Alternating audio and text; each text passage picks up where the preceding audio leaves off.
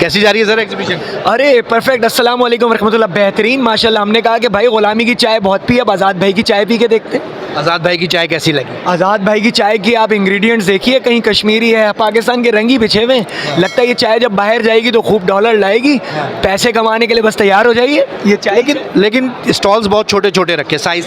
अरे देखें, साइज़ राई के दाना भी हो लेकिन उसका इम्पैक्ट देखिए।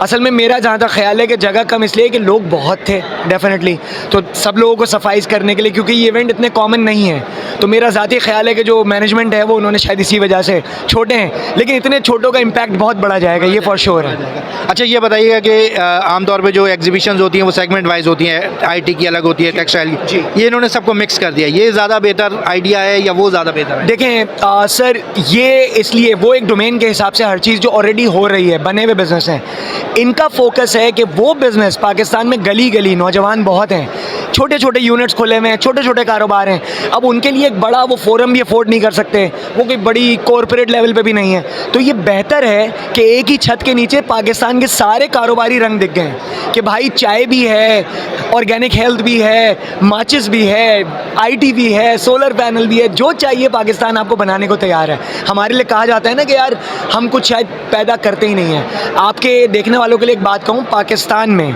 आज के दौर में जो ग्लव्स बनाने की दुनिया की सबसे बड़ी फैक्ट्री है और एक्सपोर्टर है, वो भी इसी पाकिस्तान में मौजूद है। तो मेरे हिसाब से इसका कंपैरिजन नहीं बनता उन एग्जीबिशन से।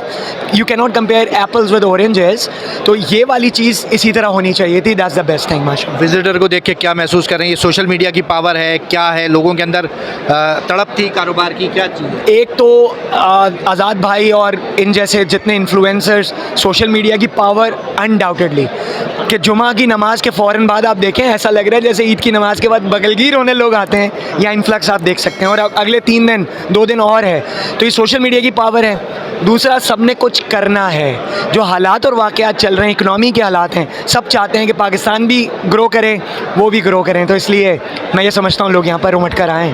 Thank you very much sir.